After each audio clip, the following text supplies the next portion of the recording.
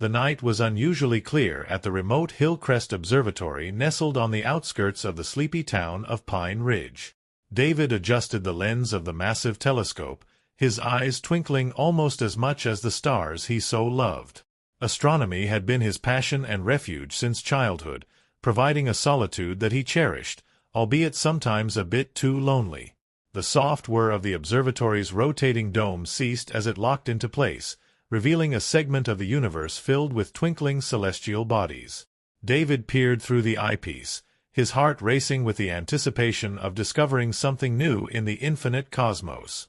As he charted the positions of various stars, a peculiar flicker caught his attention. It wasn't the familiar twinkle of a star, but rather a steady, artificial glow. Intrigued, he adjusted the focus, refining the image until the object's details were clearer. It was definitely not a satellite or any known aircraft. His pulse quickened as he considered the possibility of it being an extraterrestrial craft. "Must be my lucky night," David murmured to himself, scribbling down coordinates and observations in his logbook. Just as he was about to take a closer look, the tranquil silence of the observatory was broken by the sudden burst of the entrance door swinging open. In walked Michael, David's best friend and a fellow astronomer. Michael's presence was a stark contrast to the serene environment, always buzzing with an infectious enthusiasm. "Dave, you started without me," Michael exclaimed, his voice echoing slightly in the spacious dome. David pulled away from the telescope with a grin. "You're late, as usual. But just in time for something interesting." "What's up?"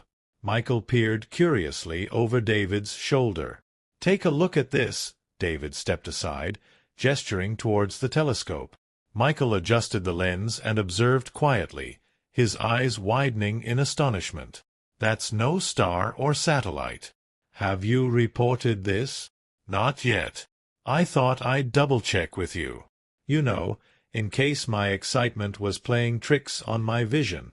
Michael laughed. "Well, your eyes are fine. We need to document everything. This could be a significant discovery." The two friends spent several minutes confirming the readings. The object remained in a geostationary orbit, which was peculiar for an unidentified object. David's hands trembled slightly with excitement as he reached for the radio to report their findings to the larger scientific community. As they waited for a response, the object began to change its position, moving closer to Earth at a speed that was startling. David and Michael exchanged a look of both excitement and concern. "This is happening fast," David said, adjusting the telescope to track the object's rapid descent. Suddenly, a soft, resonant hum filled the observatory, a sound that seemed more felt than heard. The lights flickered, and a gentle vibratory wave pulsed through the room. Before either could react, a bright beam of light shot down from the sky, illuminating the forest just beyond the observatory's clearing. "This is it, Mike. Close encounter." David's voice was a mix of awe and a hint of fear. Without a word, the two friends rushed outside, driven by a mix of scientific curiosity and a once-in-a-lifetime thrill. They raced through the chilled night air towards the source of the light, their breath visible in the crisp night. As they approached, the light dimmed, revealing a sleek, silver craft, unlike anything they had ever seen. The craft's hatch began to open, and a figure stepped out, its form silhouetted against the soft interior light of the ship. "Hello, David." "Hello, Michael," the figure spoke, its voice clear and oddly familiar. Both men stopped dead in their tracks, stunned by the greeting. "How do you know our names?" Michael managed to ask, his voice a mix of wonder and suspicion. The alien smiled, a human-like gesture that seemed practiced. "I am Mira. I come in peace, from beyond your galaxy. I have much to learn from you, and in turn, I offer knowledge from my world." David took a cautious step forward, his scientific mind racing with questions. "What kind of knowledge?" Myra's eyes sparkled with a hint of amusement. "Let us start with the stars. After all, they are what brought me here, beneath the galactic sky." Chapter 2: Language of the Cosmos. David and Michael led Mira into the cozy warmth of the observatory's main room, where maps of stars and galaxies adorned the walls. Mira moved about the space with a childlike curiosity, touching the telescopes and glancing at the celestial charts. "So, Mira," David began, his voice filled with curiosity, "you mentioned knowledge from your world. What can you teach us?" Mira turned to face them, her eyes reflecting the starlight that streamed through the dome.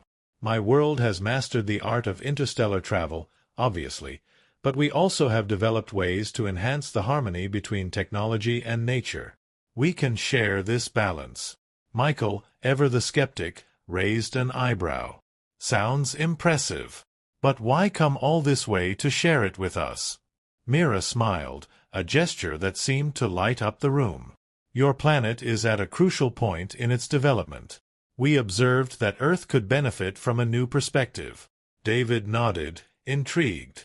"And in return, you want to learn about us?" "Exactly," Mira replied. "My mission is to understand human emotions and cultural expressions. Your art, music, your humanity." Michael chuckled. "Well, you've come to the right species. We're full of emotions. Sometimes too full." The three of them laughed together, the room echoing with the sound of their shared amusement. "So, how do we start?" David asked. "Teach me your language, fully. Not just the words, but the feelings behind them." "And I will teach you the language of my people," Mira proposed. David was the first to nod. "Deal. Let's start with something simple. Friend." Mira repeated the word slowly, her accent foreign but clear. "Friend. A person with whom you share a bond beyond the mere exchange of benefits." "Exactly," Michael said, impressed. "What about in your language?" Mira spoke a word that seemed to dance off her tongue, a melodic blend of soft vowels and sharp consonants. "It means one who shares my sky." "Shares my sky," David repeated, savoring the phrase. "I like that." Over the next few days, the observatory became a place of exchange. Mira shared stories of her planet, how their cities were built to coexist seamlessly with nature, and how they harnessed energy from the stars themselves. David and Michael shared human culture, from Shakespeare's plays to the complexities of jazz music. One evening, as they sat watching the sunset from the observatory's large windows, David turned to Mira. "You know, I think I'm starting to understand your perspective. There's poetry in your science." Mira smiled, looking out at the fading light. "And there's science in your poetry, David. It's all about understanding the universe, isn't it?" Speaking of understanding, Michael interjected, "I've been wondering about your spacecraft. How does it work?"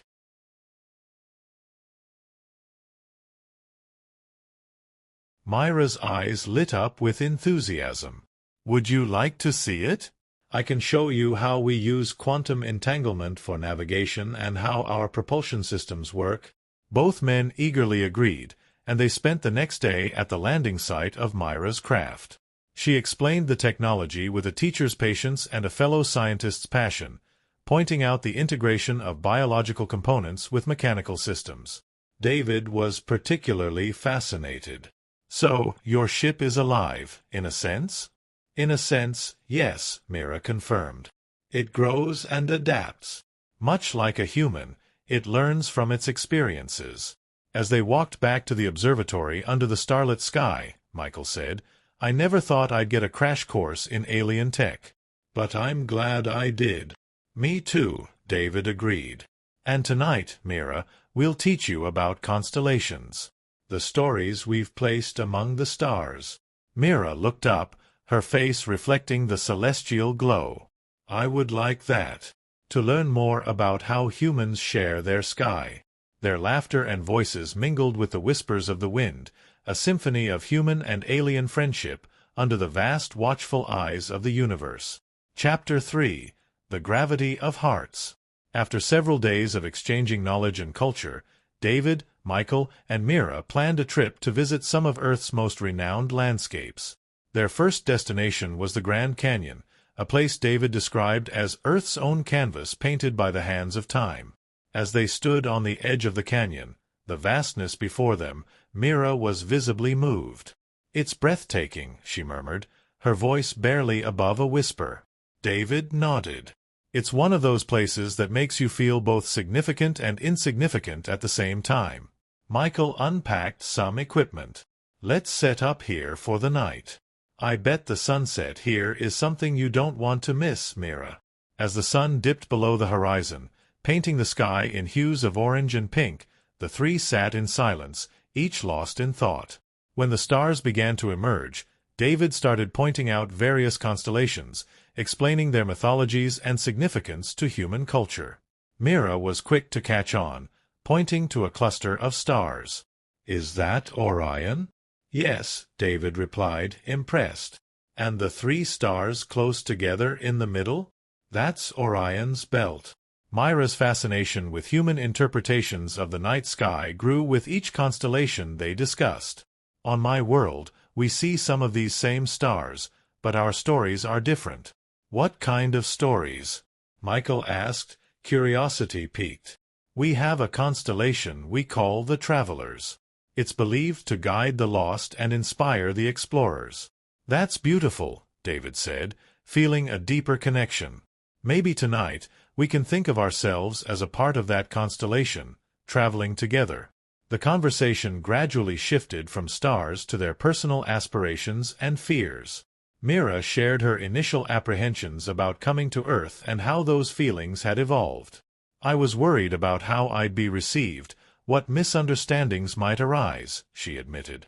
"And now?" Michael asked. "Now I feel welcomed," Mira replied, looking at both men with a gentle appreciation. The next day, they traveled to Yellowstone National Park.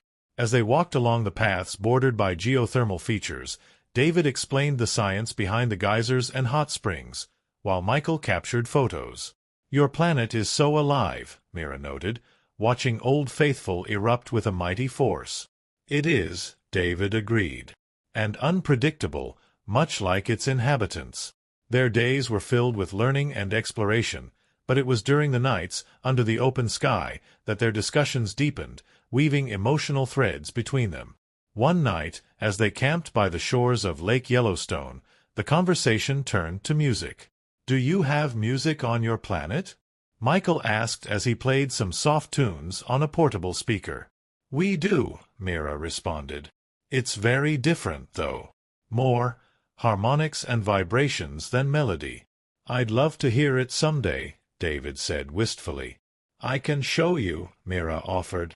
She hummed a series of harmonic sequences that resonated with a strange beauty, the sound blending with the natural noises of the night. The moment felt magical, a perfect synthesis of earthly and alien expressions of beauty. David felt a profound sense of peace and connection, a sentiment he noticed mirrored in Michael's expression. As they prepared to leave Yellowstone, David found himself reflecting on the journey so far. "I think we've learned more than just about each other's planets," he mused aloud.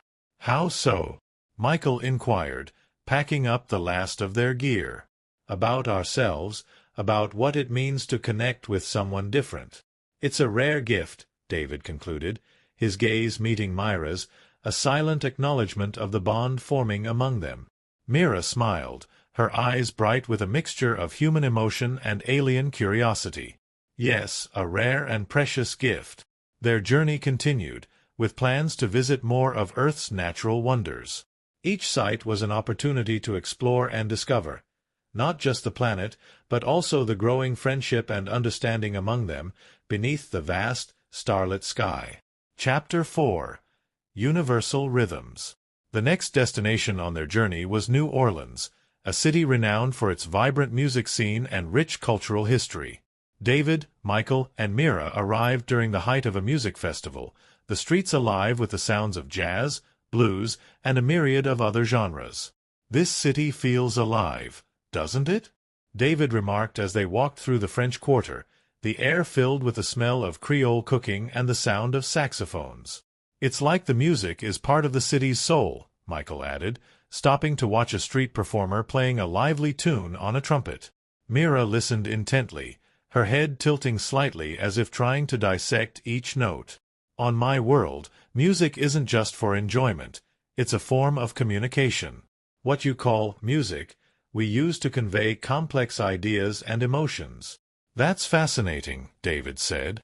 Here, it might not be as formalized, but music definitely helps us express what sometimes words cannot. They spent the day exploring the festival, sampling local dishes like gumbo and jambalaya, and enjoying the various music performances. As the sun began to set, they found themselves at a large stage where a famous jazz band was performing. "Come on," Michael urged, pulling them closer to the stage. "You can't come to New Orleans and not experience live jazz up close." The band was in the middle of a particularly soulful number, the saxophonist taking center stage with a solo that seemed to cry out with emotion. Mira was captivated, her eyes never leaving the musicians. As the song ended, the crowd erupted in applause, and Mira turned to her companions. The energy, the connection between the musicians and the audience. "It's electrifying." "It's all about the vibe," David explained. "They feed off the crowd and each other, creating something unique every time they play." "Is this what joy feels like?" Mira asked, a genuine curiosity in her voice. David smiled. "Yeah, I think it is."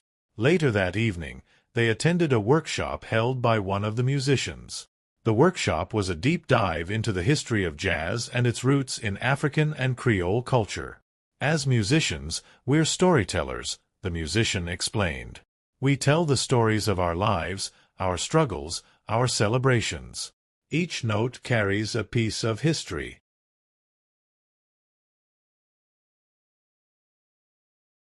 Mira was quick to draw parallels. "In a way, it's similar to how we use music on my planet, though we use it more for historical documentation and less for personal expression." "I think that's what makes human music so special," Michael chimed in. "It's deeply personal. It can be a solo journey or a collective experience." The discussion opened up into a broader conversation about art and culture, with Mira sharing more about her world's artistic expressions, which were primarily visual and tactile, involving light and texture. As they walked back to their hotel, the streets still buzzing with the festival's energy, David reflected on the day. Music really bridges gaps, doesn't it? Between cultures, between people, across the universe. "It does," Mira agreed, her voice thoughtful. "I'm beginning to understand more about humanity, about passion and expression through art." "That's the beauty of it," Michael said. "Art and music don't need to be understood or explained.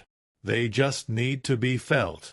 The day's experiences had deepened their bond, the shared moments of cultural immersion creating a strong, almost palpable connection among them. As they retired for the night, the sounds of a distant trumpet solo floated through the air, a soft reminder of the day's lessons and pleasures.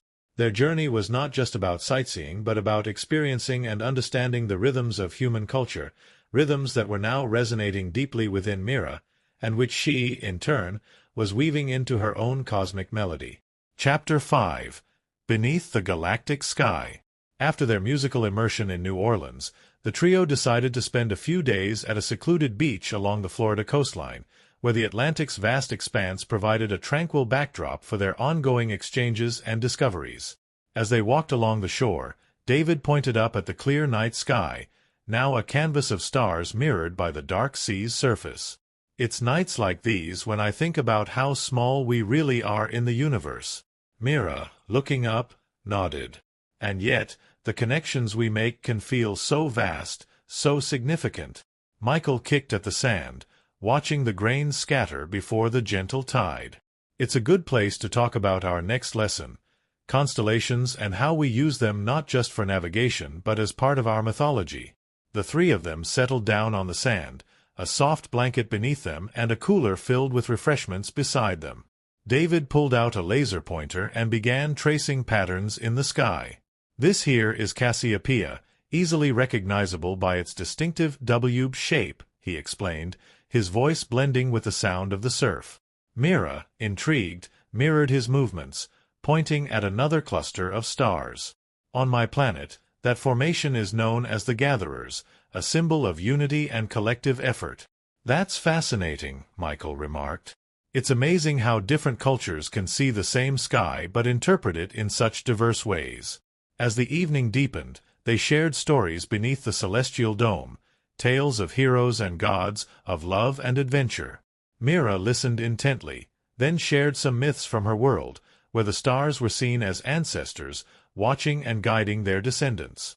"It's beautiful," David said after Mira finished a particularly moving tale. "To think that beneath the galactic sky, we're all connected by the stories we tell." "Yes," Mira agreed, "the sky doesn't belong to one world. It's a shared space, a source of inspiration and wonder for all." Their conversation drifted from folklore to personal dreams and aspirations. Michael, always the more practical one, spoke of his hopes to innovate in renewable energy, inspired by what Mira had shared about her planet's technology. David, on the other hand, shared his quieter dream of writing a book about the cultural impact of astronomy throughout human history, weaving in the new perspectives Mira had brought from her world. "What about you, Mira? What dreams do you carry?" David asked. Mira paused, looking out over the water. "I dream of a galaxy where beings can travel freely and share knowledge without fear, enriching each other's lives. Just like we're doing now." Their discussion continued into the night, each of them learning from the other, their voices a soft counterpoint to the rhythm of the waves. At one point, Mira stood and walked towards the water's edge, her silhouette framed by the moonlight. David joined her, and they watched the horizon where the ocean met the sky. "Do you think it's possible," he asked, "for two such different beings to truly understand each other?" Mira turned to him, her expression thoughtful. "I believe understanding begins with a simple willingness to listen, to share, and to accept not just the differences but the similarities." "That's what I've felt these past days," David confessed. "A sense of kinship, despite the vast distances that separate our worlds." Mira smiled, her gaze returning to the stars. "Maybe that's the real power of the galactic sky. It doesn't just divide us, it unites us." As they rejoined Michael back on the blanket, the bond between them felt stronger, sealed under the vast canopy of the universe. Their shared exploration beneath the galactic sky had not only expanded their knowledge, but had deepened their appreciation for the myriad ways life expressed itself across the cosmos. Chapter 6. The Bond of Human and Alien Hearts. After several days of exploring the rich tapestry of Earth's landscapes and the deep cultural exchanges, David, Michael, and Mira found themselves back at the observatory, the site of their first meeting. The familiarity of the observatory, with its vast array of instruments and charts, offered a comforting setting as they delved into more personal discussions. The night was clear, and the observatory's dome was open, revealing the vast, starry sky above. Mira had grown accustomed to Earth's atmosphere and the vibrant life it supported. She looked more at ease, her earlier apprehension replaced by a confident curiosity. "David, Michael, I've been thinking," Mira started, her voice carrying a new warmth. "We've shared knowledge, culture, music, and myths. I feel a bond with you both that I didn't expect." Michael nodded. "It's mutual, Mira.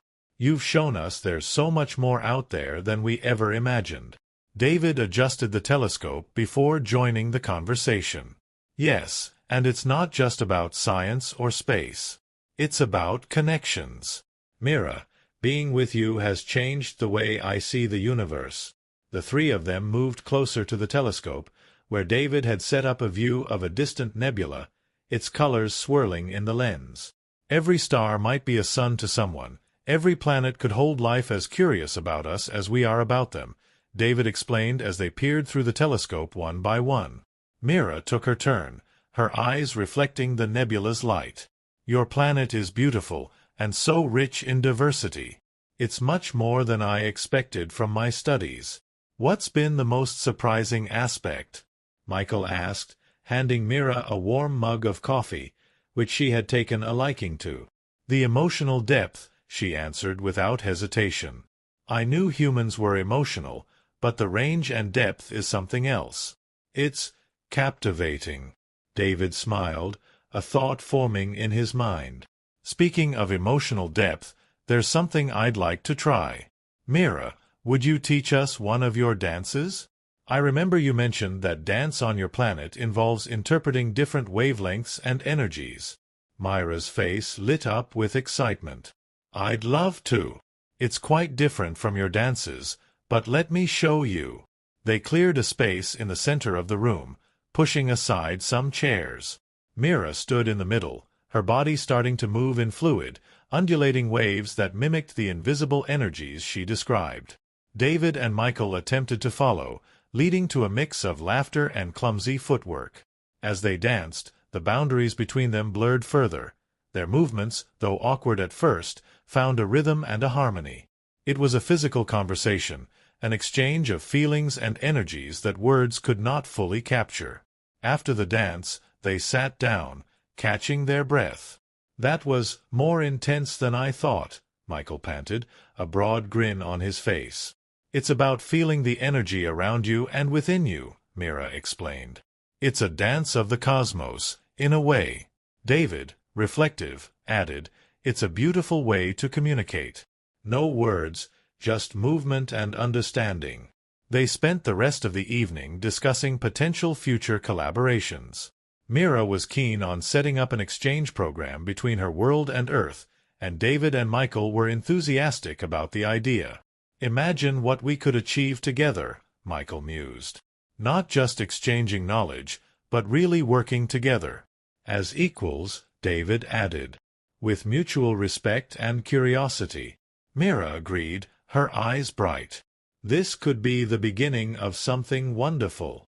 The night deepened around them, the stars wheeling overhead in their silent, ancient paths.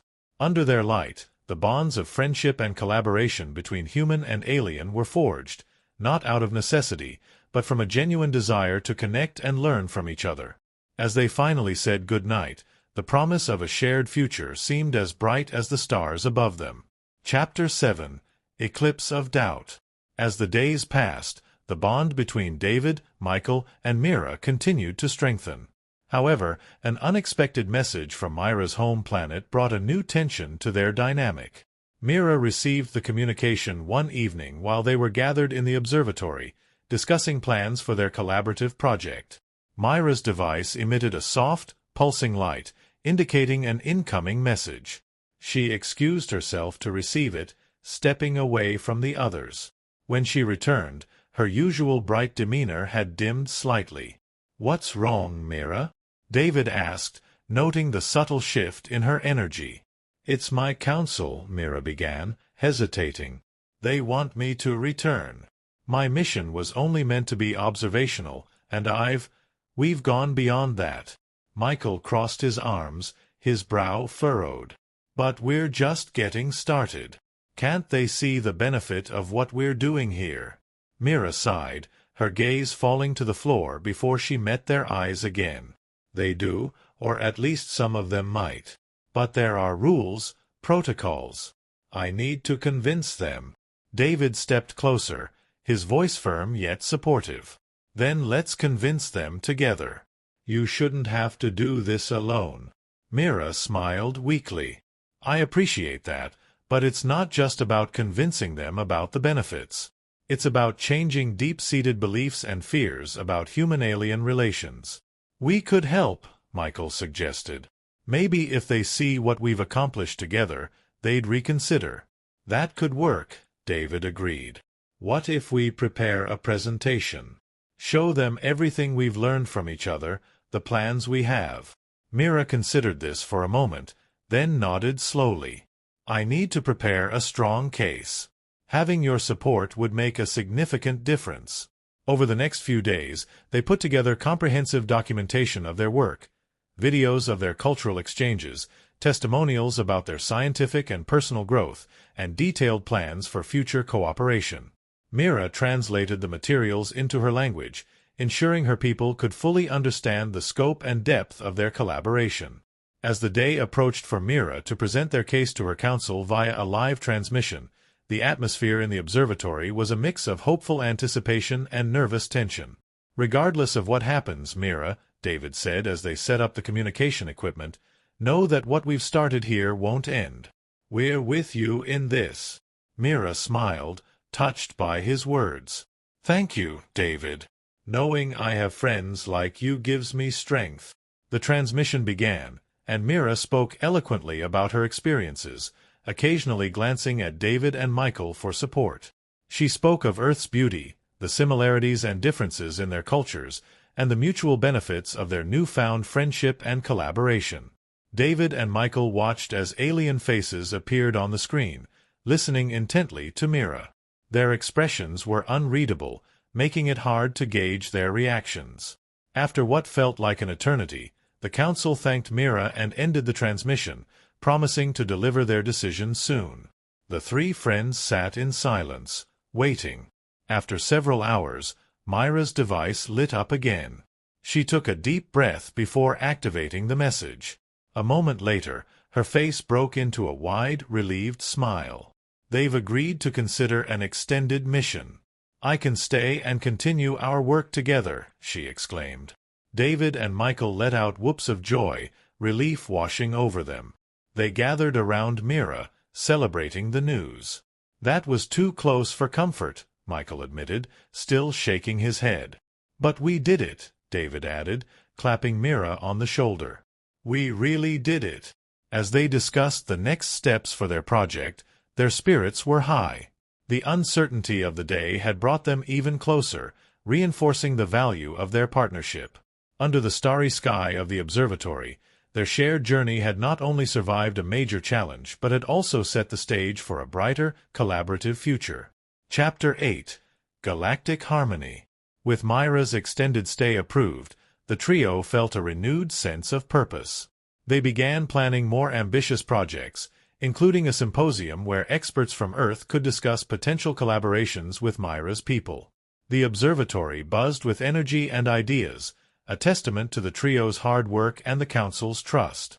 One crisp morning, as they gathered in the observatory's main room surrounded by charts and screens aglow with data, David turned to his friends with a sense of accomplishment.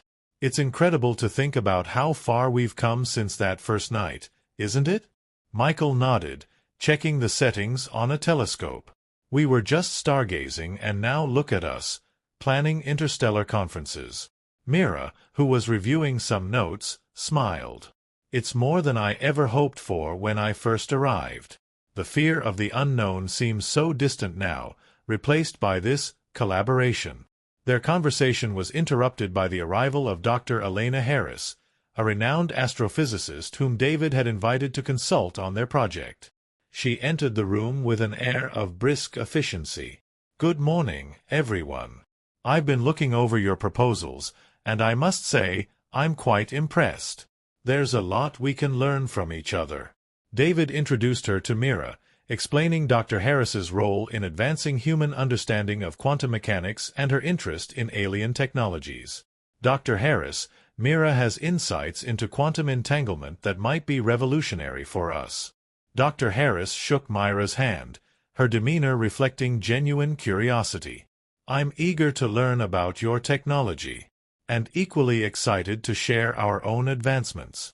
As they sat down to discuss their ideas, Michael set up a digital board, outlining the agenda.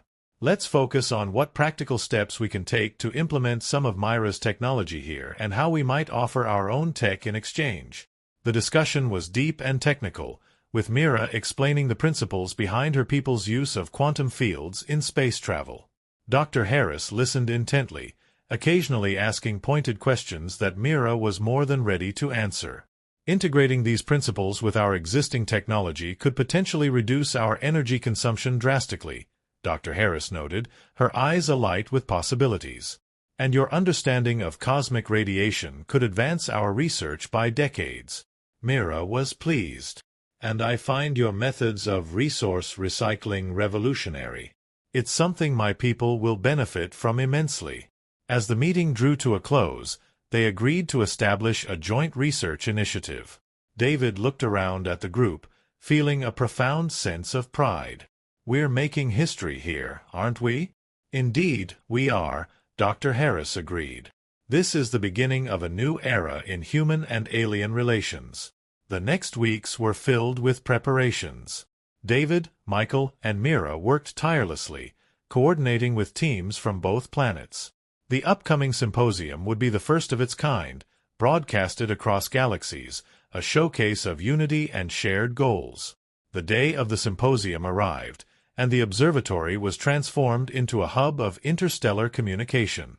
Scientists, leaders, and scholars from around the world, and from Mira's planet, connected through a sophisticated network of devices. As the symposium began, David took a moment to step outside, looking up at the sky. The stars seemed to twinkle more brightly, each one a symbol of the vast and varied universe they were part of. He thought about the bonds they had formed, the bridges they had built across the cosmos. Inside, Mira was giving her keynote speech, her voice calm and clear. Today marks a new chapter in our shared history. Together, beneath the galactic sky, we bond not just as travelers through space but as pioneers of a new frontier of understanding and respect. The applause that followed resonated not just through the observatory but across space, echoing in the hearts of all who listened, human and alien alike. As the symposium continued, Michael joined David outside. "You know, for a moment, I can almost believe in a peaceful galaxy." David smiled, clapping his friend on the back. "Why not believe? After all, look what we've accomplished already." Together, they watched the sky, a silent acknowledgement of their small but significant role in weaving a tapestry of interstellar harmony. Their journey had begun with a chance meeting beneath the stars, and now those same stars bore witness to a bond that promised a brighter future for all.